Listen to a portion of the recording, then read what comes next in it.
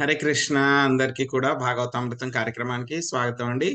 So కార్యక్రమం మొదలు పెట్టే ముందు ప్రార్థనలు చేద్దాము. ఓం నమో భగవతే వాసుదేవాయ. ఓం నమో భగవతే వాసుదేవాయ. ఓం నమో భగవతే వాసుదేవాయ. నారాయణం నమస్కృత్య నరం చైవ నరోత్తమం దేవీం సరస్వతిం వ్యాసం తదో జయముదీరయేత్. శృణ్వతాం స్వకదా కృష్ణ పుణ్యశ్రవణ కీర్తన హృదయంతస్థో హి అభద్రాణి విదునోతి సురసతాం. నష్టప్రాయేషు అభద్రేషు నిత్యం భాగవత సేవయా భగవతి ఉత్తమ శ్లోకే భక్తిర్భవతి నైష్టకి. ఓం అజ్ఞానతిమిరాంధస్య జ్ఞానాంజనాశలాకయా చక్షురున్మిలితం యేన తస్మై శ్రీ గురవే నమః.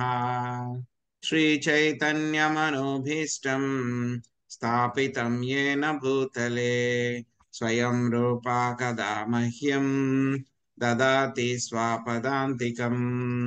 వందేహం శ్రీగురు శ్రీయుతాపదకమలం శ్రీగురున్ వైష్ణవాంశ్చ శ్రీరూపం సాగ్రజాతం సహగణా రఘునాథాన్వితం తాం సజీవం సాద్వైతం సావధూతం పరిజనా సహితం కృష్ణ చైతన్య దేవం శ్రీరాధా కృష్ణ పాదాన్ సహగణా లలితా శ్రీ విశాఖాన్వితాంశ్చ. హే కృష్ణ కరుణా సింధు దీనబంధో జగత్పతే గోపేశ గోపికా కాంత రాధా కాంత నమోస్తుతే. తప్త కాంచన గౌరాంగీ రాధే వృందావనేశ్వరి వృషభానుసుతే దేవి ప్రణమామి హరిప్రియే. వాంఛాకల్పతరుభ్యశ్చ కృపా సింధుభ్య ఏవ చ పతితానాం పావనేభ్యో వైష్ణవేభ్యో నమో నమః. జయ శ్రీ కృష్ణ చైతన్య ప్రభు నిత్యానంద శ్రీ అద్వైత గదాధర శ్రీవాసాది గౌర భక్త వృంద. హరే కృష్ణ కృష్ణ కృష్ణ హరే హరే హరే రామ రామ రామ హరే హరే. హరే కృష్ణ.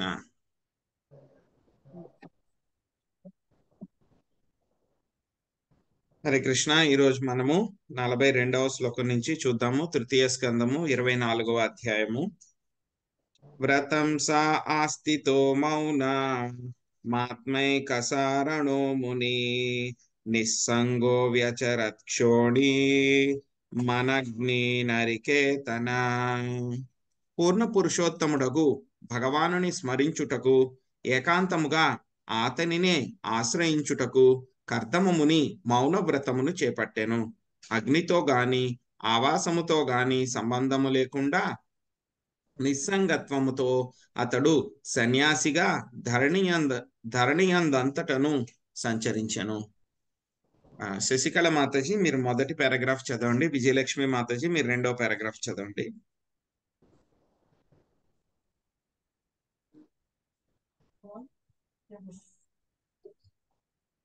హరే కృష్ణ.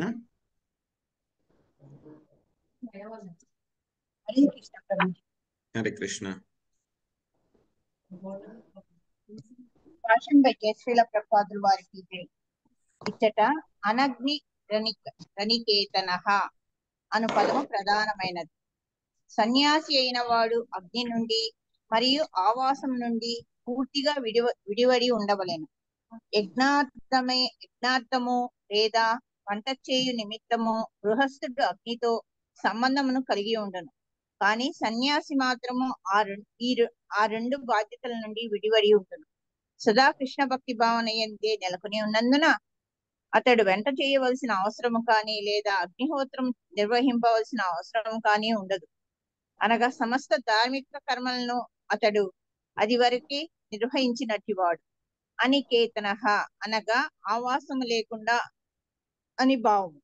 అతడు సొంత ఇల్లును కలిగి ఉండక ఆహారము ఆవాసము కొరకు భగవాన్ని పైనే పూర్తిగా ఆధారపడి సంచరించవలెను.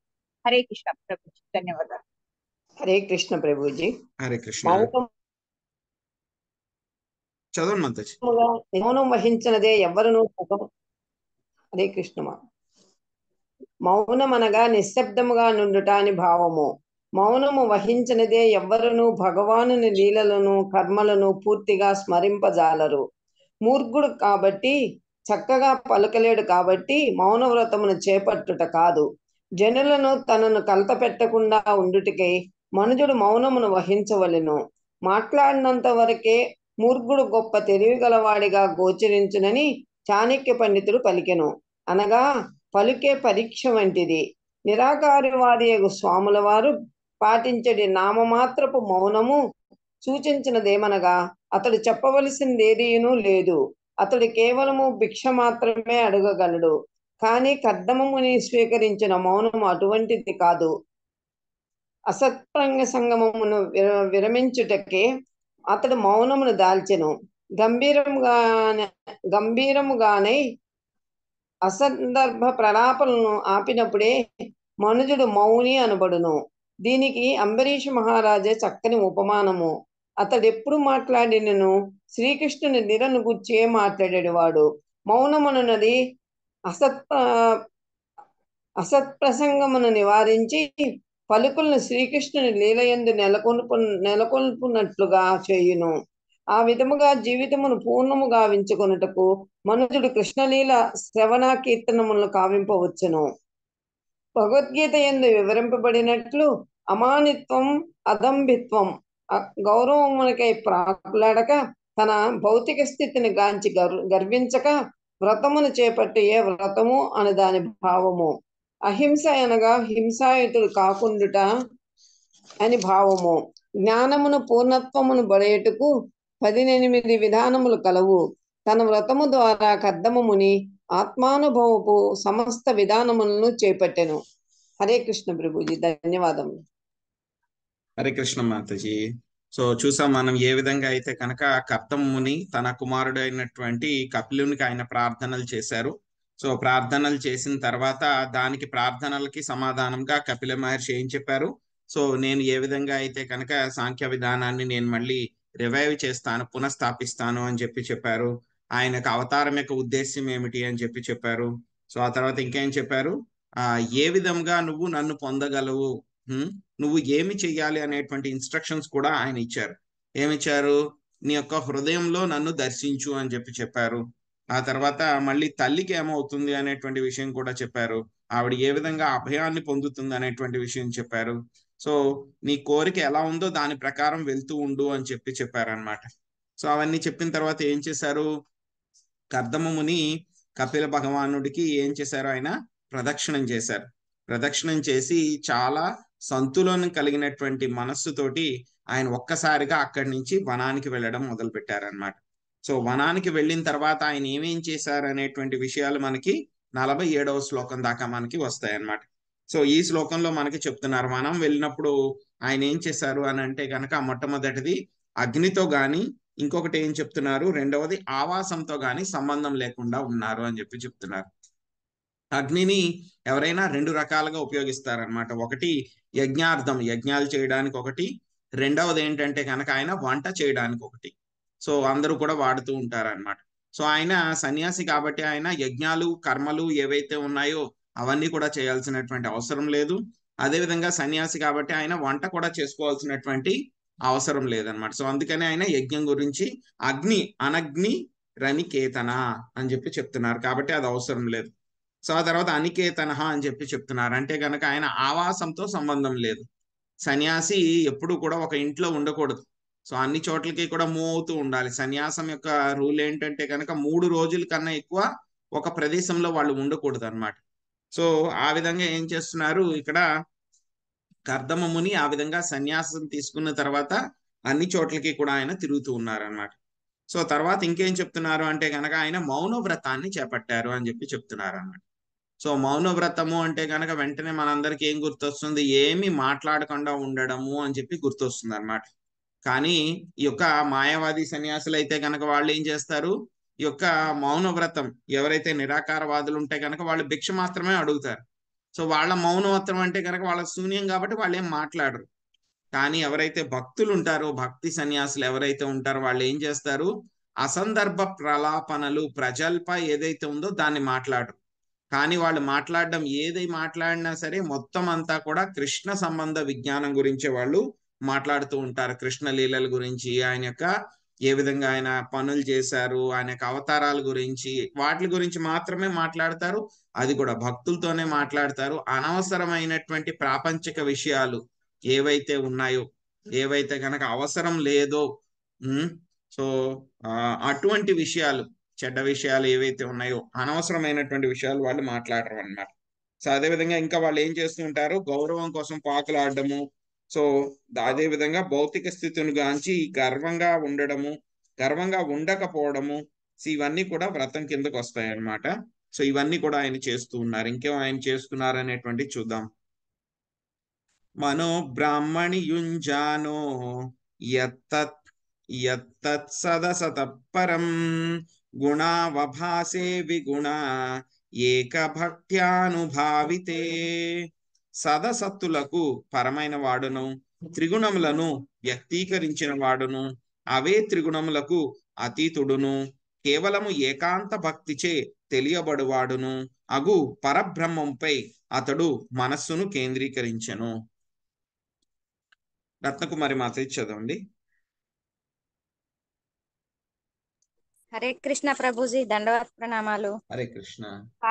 భాష్యం బై శ్రీల ప్రభుపాదుల వారికి జై. ఎచట భక్తి ఉండునో అచట భక్తుడు, భక్తి, భగవానుడు అనేది 3 అంశములు ఉపస్థితమై ఉండును. ఈ 3 అంశములు లేనప్పుడు భక్తి అనేది పదమునకు అర్థమే ఉండదు. కర్దమముని తన మనస్సును పరబ్రహ్మంపై నిలిపి భక్తియుత సేవ ద్వారా అతనిని అనుభూతమొనర్చుకొనెను. అతడు తన మనస్సును భగవానుని స్వరూపం పైననే కేంద్రీకరించెనని ఈ విషయం సూచించుచున్నది. ఏలయన పరతత్వము యొక్క రూప లక్షణపు అనుభూతిని పడయనిదే ఎవరునూ భక్తిని నిర్వహింపజాలరు. గుణావభాసే అనగా త్రిగుణములకు అతడు పరమైన వాడు, కానీ అతని కారణముననే త్రిగుణములు వ్యక్తమై ఉన్నవి. అనగా భౌతిక శక్తి అతని నుండే ఉద్భవించినను త్రిగుణములచే అతడు ప్రభావితుడు కాబోడు. బద్ధజీవులమైన మనము వానిచే ప్రభావితమైనను అతడు మాత్రం దానిచే ప్రభావితుడు కాడు. భౌతిక ప్రకృతి తన నుండియే ఉద్భవించినప్పటికీ ప్రధాన నిత్యుడగు అతడు మాయచే ఎన్నడును ప్రభావితుడు కాడు. కానీ ఆధీనులైనట్టి జీవాత్మల మగు మనము మాయచే ప్రభావితమయ్యడి వారము. భక్తి యోగము ద్వారా భగవానునితో నిత్య సంబంధమును కలిగి ఉన్నచో బద్ధజీవుడు సైతం మాయ యొక్క కల్మషము నుండి బయటపడగలడు. ఈ విషయమే సగుణాన్ సమతీత్యైతాన్ అని భగవద్గీత యందు ధ్రువపరపబడినది. కృష్ణ భక్తి రసభావితుడైన వాడు త్రిగుణ ప్రభావం నుండి శీఘ్రమే ముక్తి నొందగలడు. అనగా భక్తజీవుడు భక్తియుత సేవలో నెలకొనినంతటా భగవానుని వలనే ముక్తుడై భాషించగలడు. Thank you Prabhuji. Hare Krishna. దండవత్ ప్రణాం Prabhuji. Hare Krishna Mataji, దండవత్ ప్రణాం. So ఇక్కడ ఏం చెప్తున్నారు? ఆయన పరబ్రహ్మం పైన ఆయన మనస్సును కేంద్రీకరించారు అని చెప్పి చెప్తున్నారు అనమాట. సో ఎవరు పరబ్రహ్మము సో అనేటువంటి దానికి కూడా ఇక్కడ మనకి డెఫినేషన్ ఇవ్వడం జరిగింది అనమాట. సత్ అసత్ రెండింటికి కూడా ఆయన పరమైనటువంటి వాడు. త్రిగుణాలు, ప్రకృతి త్రిగుణాలు ఏవైతే ఉన్నాయో వాటిని వ్యక్తీకరించినటువంటి వాడు. ఆ త్రిగుణాలకి ఆయన అతీతుడైనటువంటి వాడు. కేవలము ఏకాంత భక్తిచే తెలియబడినటువంటి వాడైనటువంటి పరబ్రహ్మం మీద ఆయన మనస్సుని ధ్యానం చేశారంట. సో ఎక్కడైనా భక్తి ఉంది అంటే కనుక 3 విషయాలు ఉండాలన్నమాట. సో మాయావాదులు చెప్పినట్లు మొత్తం అంతా ఒకటే, అంతా కలిసిపోతుంది, అలా కాకుండా భక్తి అని ఉంటే కనుక 3 విషయాలు ప్రతి చోట ఉండాలి. ఒకటి భగవంతుడు ఉండాలి, రెండవది భక్తుడు ఉండాలి, ఆ తర్వాత మూడవది వాళ్ళిద్దరి మధ్య సంబంధం, భక్తి అనేటువంటి సంబంధం ఉండాలన్నమాట. ఈ మూడు ఉన్నప్పుడే భక్తి చేయగలుగుతాం. ఈ మూడిట్లో ఏది లేకపోయినా సరే భక్తి చేయలేము. భగవంతుడు లేకపోయినా భక్తి చేయలేము, మనల్ని మనమే పూజించుకోలేము. సో భక్తుడు లేకపోయినా భగవంతుడు ఉన్నా సరే అక్కడ భక్తి ఏం చేయలేము.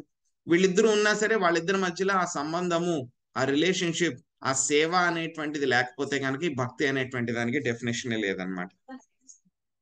సో కాబట్టి ఆయన ఏం చేశారు, కర్దమ ముని ఆ భగవంతుడి పైన, పరబ్రహ్మం మీద ఆయన మొత్తం పూర్తిగా మనస్సును కేంద్రీకరించి భక్తియుత సేవ ద్వారా ఆయన అనుభూతం అనర్చుకోవడానికి ఆయన ప్రయత్నించారు అనమాట. సో ఇక్కడ స్వామి గురించి చెప్తున్నారు, గుణావభాసే అంటే కనుక త్రిగుణాలకి పరమైనటువంటి వాడు. సో అతని కారణంగానే మనం చూసాం త్రిగుణాలు ఏ విధంగా వస్తున్నాయి, సత్వగుణము, రజోగుణము, తమో గుణము. మొత్తం జీవులందరూ కూడా ఈ యొక్క ప్రకృతి త్రిగుణాల యొక్క ప్రభావంలోనే అందరూ పనిచేస్తూ ఉన్నారు. కానీ ఆయన మాత్రము ఈ యొక్క త్రిగుణాలకి చాలా అతీతుడు, మయాధ్యక్షేణ ప్రకృతి. సో ఆ యొక్క శ్లోకంలో మనకు చెప్పారు ఏవైతే ఉందో ఆ యొక్క ప్రకృతి త్రిగుణాల గురించి కూడా ఆయన చెప్పడం జరిగింది అనమాట. సో ఆ తర్వాత ఇంకేం చెప్తున్నారో చూద్దాం. సో ఎవరైతే కనుక కృష్ణ భక్తి భావంలో ఉంటాడో వెంటనే ఈ యొక్క ప్రకృతి త్రిగుణాల యొక్క ప్రభావం నుంచి, సో భగవంతుడు ఆయన ప్రకృతి త్రిగుణాలకి ఆయన అతీతంగా ఉంటాడు కాబట్టి ఎవరైతే కనుక భక్తి సంబంధం ఆయనతోటి కలిగి ఉంటారో భక్తుడు కూడా మెల్లగా ఏమవుతాడు, భగవంతుడు లాగే ఆయన కూడా ఈ యొక్క ప్రకృతి త్రిగుణాల యొక్క ప్రభావం నుంచి బయటపడతారనమాట. నిరహం కృతిర్నమశ్చ నిర్ద్వంద సమదృక్సదృక్ ప్రత్యక్ ప్రశాంత దీర్ధరా ప్రశాంతోర్మీరివోపధి. ఆ రీతిని క్రమముగా అతడు నిరహంకారుడును మమకార రహితుడును అయ్యను. ధీరుడు, సమదర్శి, ద్వంద్వరహితుడునై అతడు ఆత్మదర్శనము కావింపగలిగెను. అంతర్ముఖమైన అతని మనస్సు అలలు లేని సముద్రము వలె పూర్ణ ప్రశాంత భావముతో ఉండెను. నాగం సునీత మాతాజీ చదవండి. హరే కృష్ణ ప్రభుజీ, దండవత్ ప్రణామం. భాష్యం బై శ్రీలా ప్రభుపాద్ కీ జై. మనస్సు పూర్తిగా భక్తిభావంతో నిండి ఉండి శ్రీకృష్ణ భగవానుని భక్తియుక్త సేవ యందు నెలకొనినప్పుడు మనుజుడు అలలు లేని సముద్రము వలె అగును. ఇదే ఉపమానము భగవద్గీత యందును తెలుపబడినది. మనుజుడు సముద్రము వలె గంభీరము కావలెను. సముద్రము వేలాది నదుల నీటితో నిరంతరము నిండుచుండును. అదే సమయమున దాని అందరి నీరు స్వేదన క్రియ ద్వారా మేఘముగా మారుచుండును. అయినప్పటికీ అది కలత చెందక ఉండును. ప్రకృతి నియమములు తమ ప్రభావమును చూపవచ్చును, కానీ శ్రీకృష్ణ భగవానుని పాదపద్మముల చెంత భక్తియోగమునందు సంలగ్నమైన వాడు మాత్రము అంతర్ముఖుడు అయినందున కలవర పడబోడు. అతడు బాహ్య ప్రకృతిని గాంచక తన అస్తిత్వపు ఆధ్యాత్మిక స్వభావమునే గాంచుచు ధీర చిత్తముతో శ్రీకృష్ణుని సేవ యందు నెలకొను. ఆ విధముగా అతడు అహంకార మమకారములు లేకుండా తన ఆత్మను అనుభూతమునర్చుకొనగలడు. ఎల్లరూ ఆధ్యాత్మిక అవగాహన స్థాయి నుండియే గాంచడి కారణమున అట్టి పరమ భక్తుడెన్నడును ఇతరుల నుండి కష్టములను పొందడు. తనను మరియు ఇతరులను ఆ మహనీయుడు సరి అయిన దృష్టితో గాంచును. హరే కృష్ణ ప్రభుజీ. Thank you Prabhuji. ధన్యవాదాలు.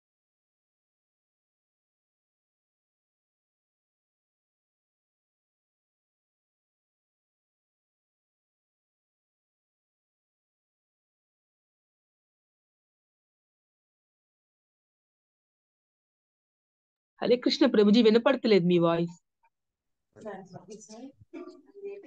సో ఏమైందంటే గనక ఈ విధంగా ఆయన భక్తి చేస్తూ ఉండడం మూలంగా భగవంతుడి మీద మనసుతో ధ్యానం పూర్తిగా ఆయన మీదే ధ్యానం పెట్టడం మూలంగా ఏమైందంట, ఆ యొక్క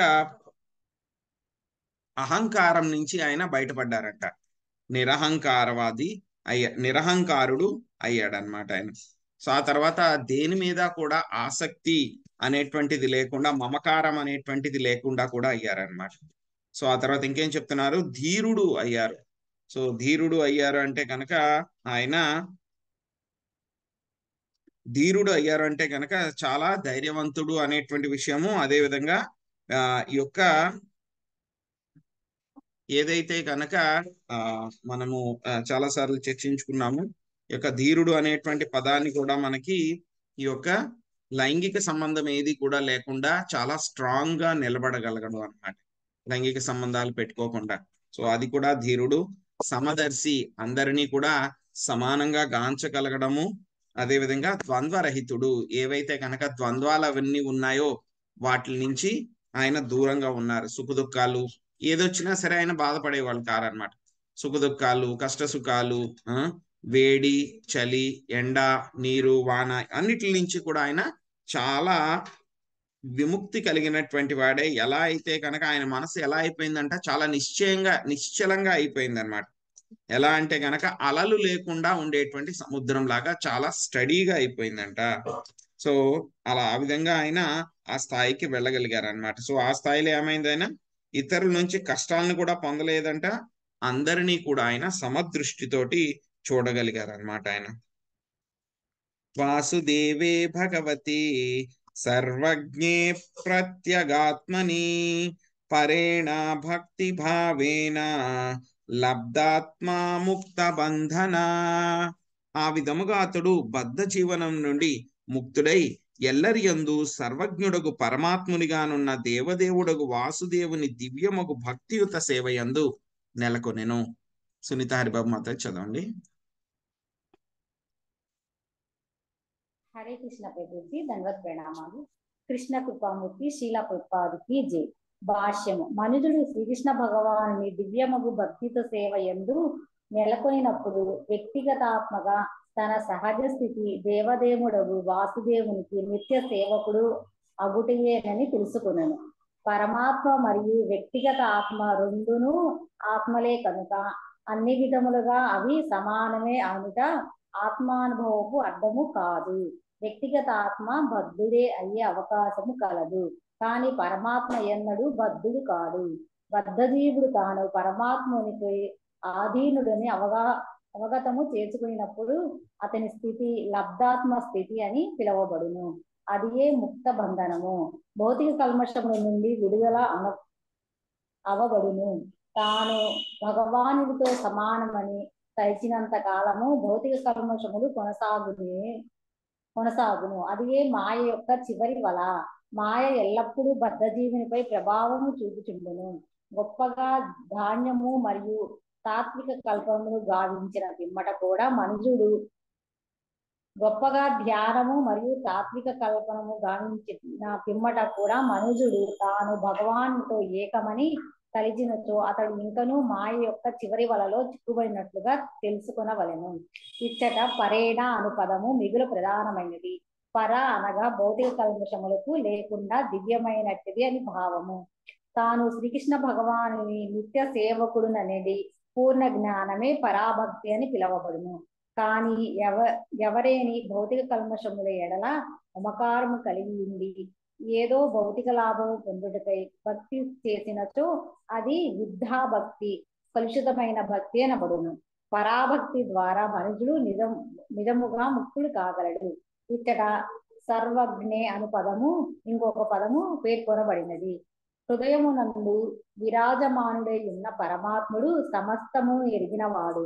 దేహమును మార్చినందున నా పూర్వజన్మ కర్మములను నేను మరచవచ్చును, కానీ పరమాత్ముని రూపమున దేవదేవుడు నా యందు ఆసీనుడై ఉన్నందున అతడు సర్వము నెరింగి ఉన్నాడు.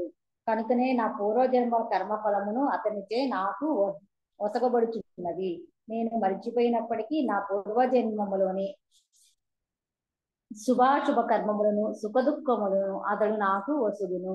పూర్వజన్మ కర్మలను మర్చిపోయినందున ఆ ఫలముల నుండి తాను విడివడినంటిని ఎవరు తలంచురాదు. కానీ ఫలితములు తప్పక కలిగే తీరును. కానీ ఎట్టి ఫలము అనేది విషయము మాత్రము సాక్షి అయిన పరమాత్మచే నిర్ణయింపబడుతుంది. హరే కృష్ణ ప్రభుజీ, ధన్యవాద ప్రణామాలు.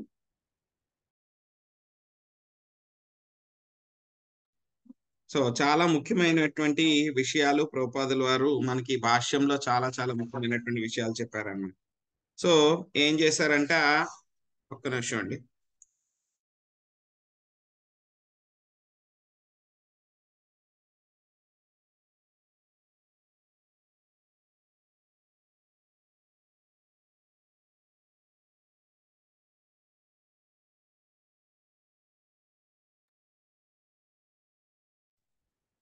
సో ఏం చేశారంట కర్దమ్ముని, ఆ విధంగా బద్ధ జీవనం నుంచి ఆయన ముక్తుడయ్యారనమాట. ముక్తుడయ్యి అందరి హృదయాల్లో పరమాత్ముడిగా ఉన్నటువంటి ఆ యొక్క వాసుదేవుని యొక్క దివ్యమైనటువంటి భక్తియుత సేవలో పూర్తిగా ఆయన నెలకొని ఉన్నారనమాట. యాక్చువల్గా చాలా మంది అనుకుంటారు, మనం ఎప్పుడు మాయావాదులు చెప్తారనమాట, మీరు భక్తి అనేటువంటిది ఏంటంటే కనుక ఒక సాధనం. ఇప్పుడు సో మీరు భక్తి చేసిన తర్వాత కొన్ని రోజులకి ఏమైపోతారు, మీరే భగవంతుడు అయిపోతారు. అప్పుడు మీరు భక్తి చేయాల్సినటువంటి అవసరం లేదు, మీరే భగవంతుడు అయిపోతారు అని చెప్పి వాళ్ళు చెప్తారనమాట. సో కానీ అది చాలా తప్పు అనమాట. మనం ఎప్పటికీ కూడా భగవంతుడు ఎప్పటికీ కూడా మనము అవ్వలేము అనమాట. సో మనకి ఎవరైతే కనుక యొక్క స్టార్టింగ్ స్టేజ్ లో ఉన్నారో అటువంటి వాళ్ళని కూడా భక్తి చేయమంటారు. సో ఎవరైతే కనుక ముక్త జీవులు ఉన్నారో వాళ్ళని కూడా భక్తి చేయమంటారు అనమాట. సో ఎలాగా అంటే కనుక భక్తి అనేటువంటిది మొదట్లో ఉన్నటువంటి వాళ్ళకి కూడా సాధనము, ఎవరైతే ముక్త జీవులు ఉంటారో వాళ్ళకి కూడా సాధనము, గమ్యం కూడా భక్తి అన్నమాట. సో కాబట్టి భక్తి అనేటువంటిది మనము ఎప్పుడు కూడా వదిలిపెట్టాల్సినటువంటి అవసరం లేదు. భౌతిక ప్రపంచంలో సాధకులుగా ఉన్నా, భౌతిక ప్రపంచంలో మనం ముక్తాత్ములమైన వైకుంఠానికి వెళ్ళినా సరే కూడా మనం భక్తి వదిలిపెట్టాల్సిన అవసరం లేదు. ఎలా అంటే గనక హరే కృష్ణ మహామంత్రం, హరే కృష్ణ కృష్ణ కృష్ణ హరే హరే, హరే రామ రామ రామ రామ హరే హరే. ఈ హరే కృష్ణ మహామంత్రం ఎవరైతే గనక భక్తి ఇప్పుడే ప్రారంభించారో వాళ్ళు కూడా హరే కృష్ణ మహామంత్రం చేస్తారు.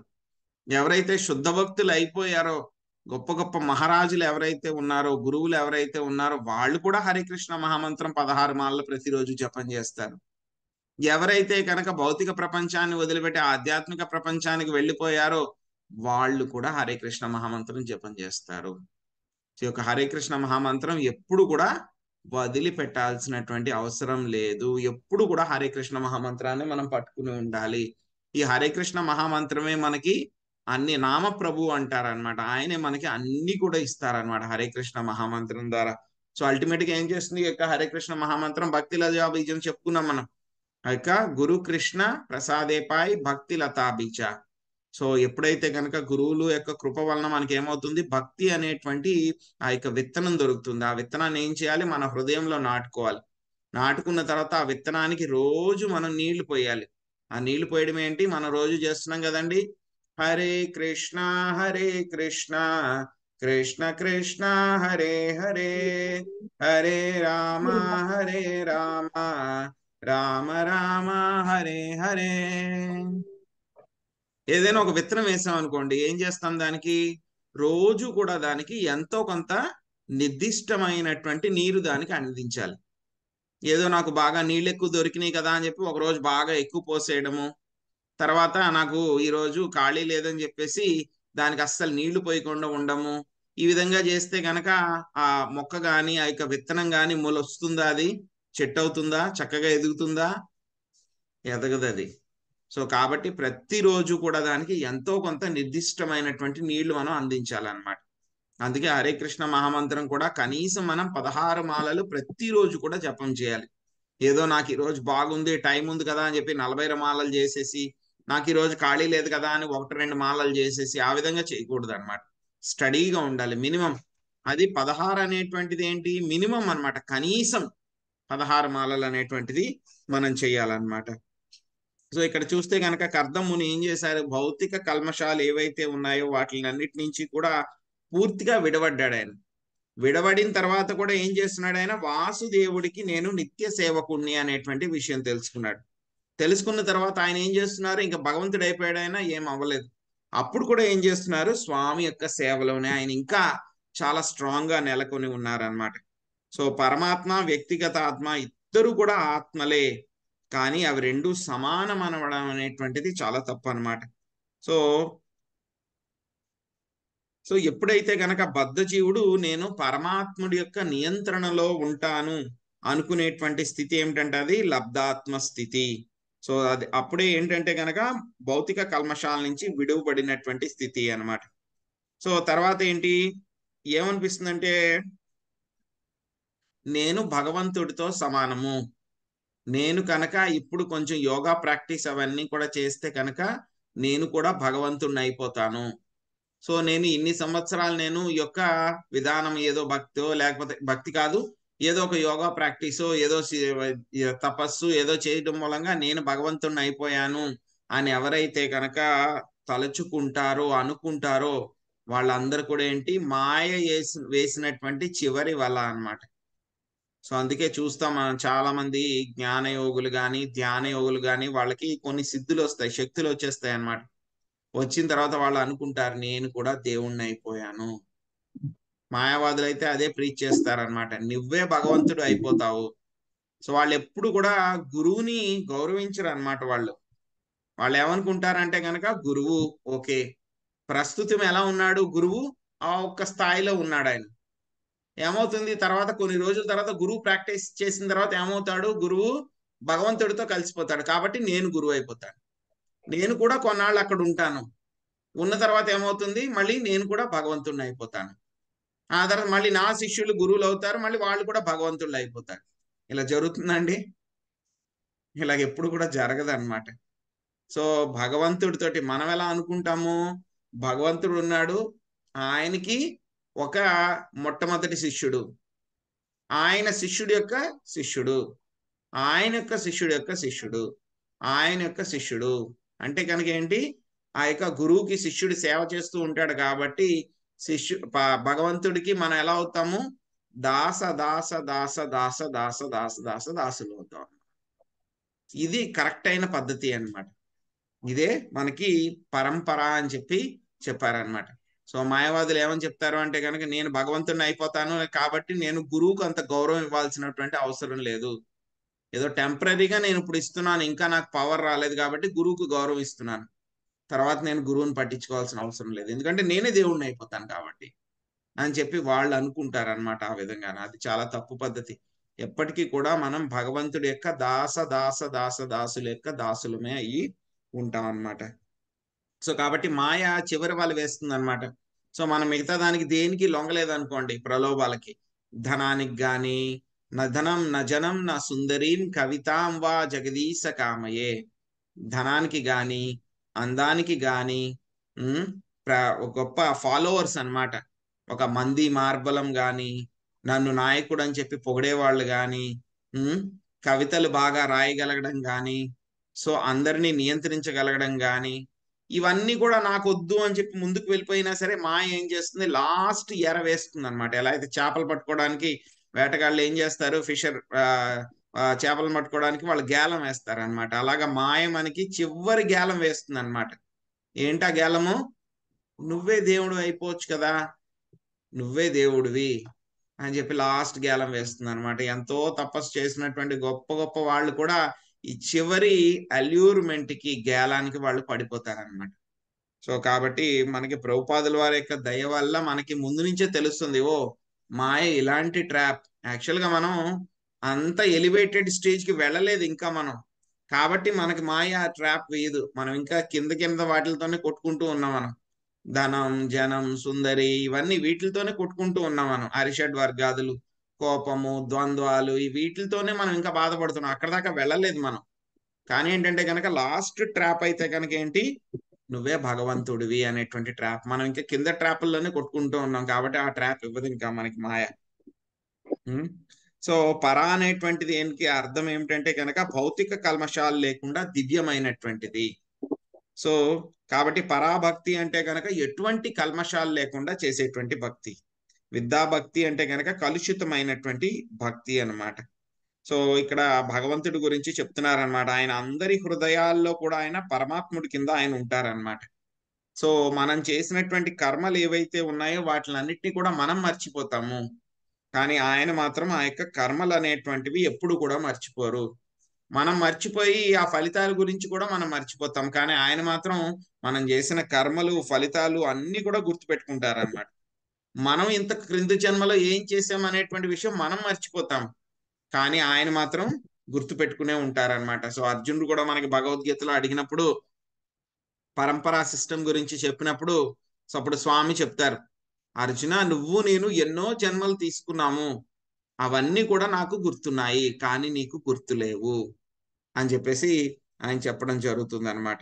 సో కాబట్టి మనం అనుభవించేటువంటి కర్మ ఫలితాలు ఏవైతే ఉన్నాయో అవన్నీ కూడా సాక్షిగా ఉన్నటువంటి పరమాత్మ చేతనే అవన్నీ కూడా నిర్ణయించబడతాయి. వాటి నుంచి మనం తప్పించుకోలేము.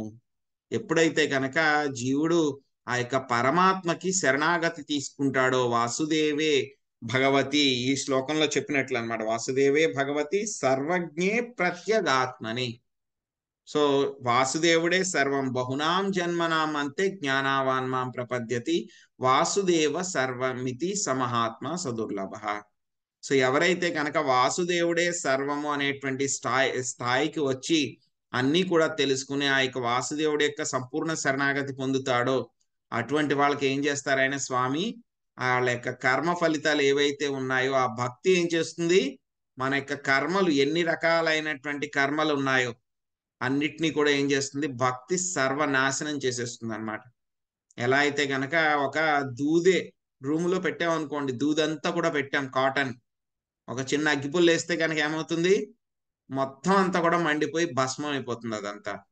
అదేవిధంగా భక్తి చేస్తూ ఉంటే కనుక మనము ఎంతటి ఘోర కర్మలు చేసినా, ఎన్ని లక్షల మిలియన్ జన్మల కర్మలు ఏవైతే ఉన్నాయో వాటిని అన్నిటినీ కూడా అనుభవించకుండానే మనము వాటిని నాశనం చేసేయవచ్చు. భక్తి ద్వారానే ఇది పాసిబుల్ అవుతుంది.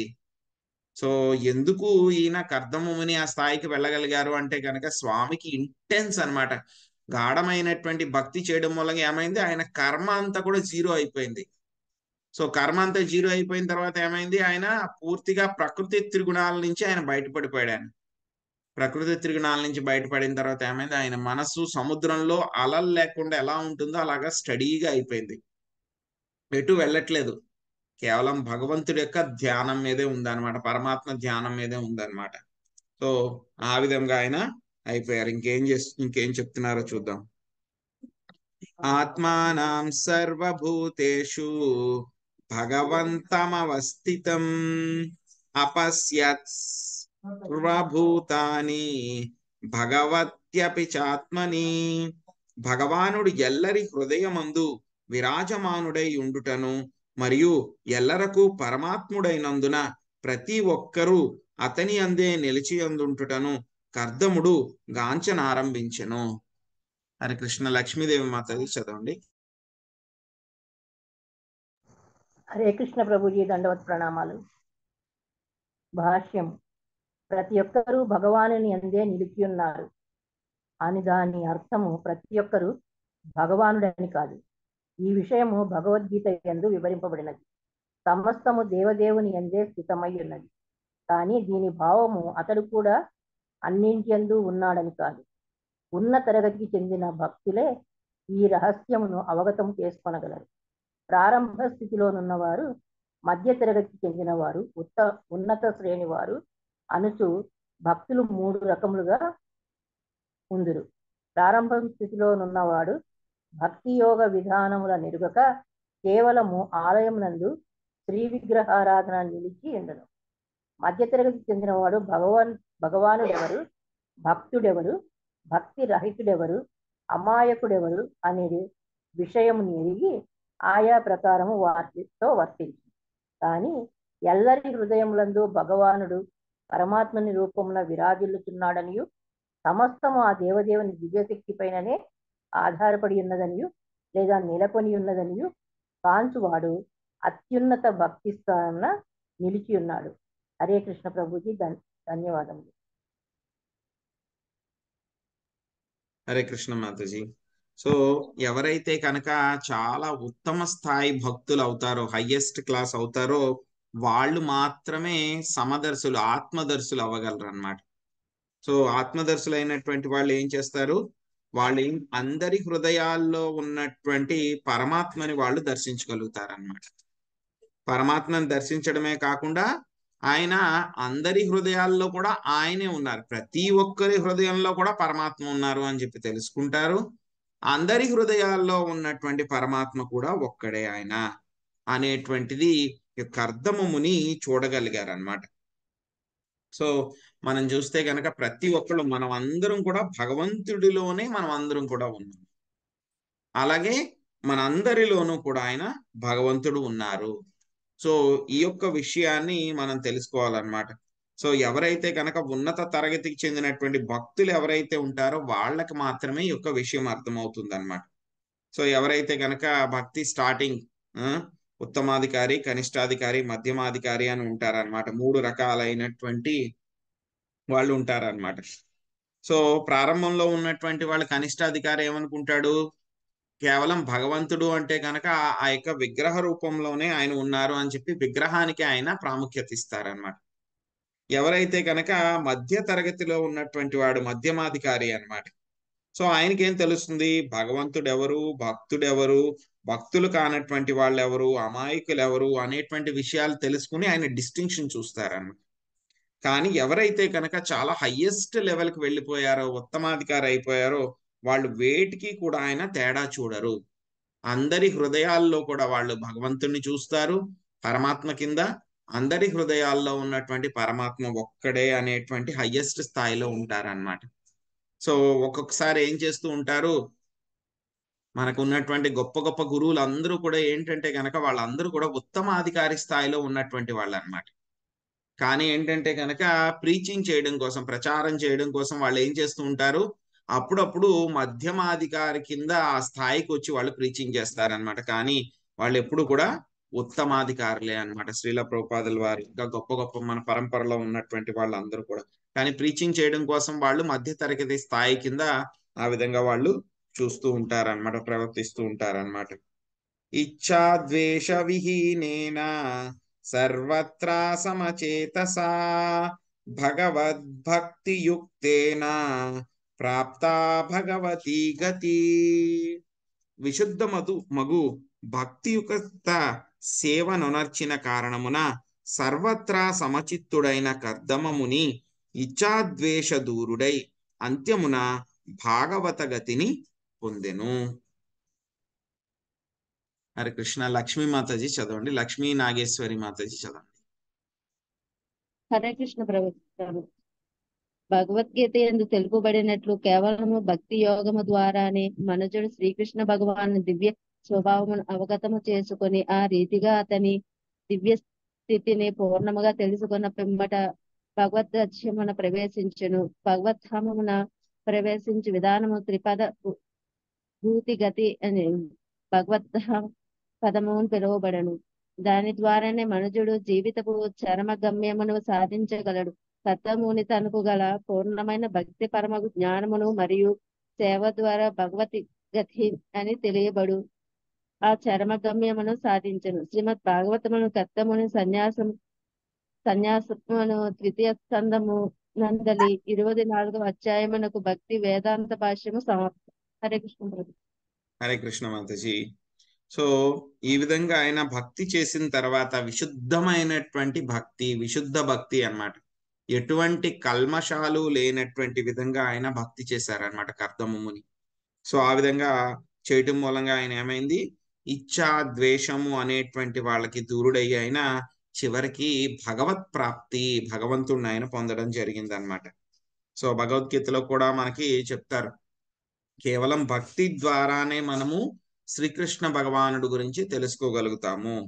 సో తెలుసుకున్న తర్వాత చివరిగా మనకి పూర్ణత్వం వచ్చిన తర్వాత మనము భగవద్ రాజ్యము త్రిపాద విభూతి గతి చెప్పుకున్న మొత్తం భగవంతుడి యొక్క సృష్టి అంతా కూడాను 4 భాగాల కింద అని అనుకుంటే కనుక అందులో 3 భాగాలు వైకుంఠ లోకాలు ఉంటాయన్నమాట, ఆధ్యాత్మిక లోకాలు.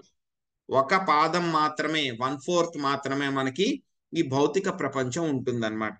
సో ఎవరైతే చక్కగా భక్తి చేస్తారో వాళ్ళు అల్టిమేట్ గా ఈ యొక్క త్రిపాద భూతగతి భగవద్ధామ పదాన్ని వాళ్ళు పొందుతారన్నమాట.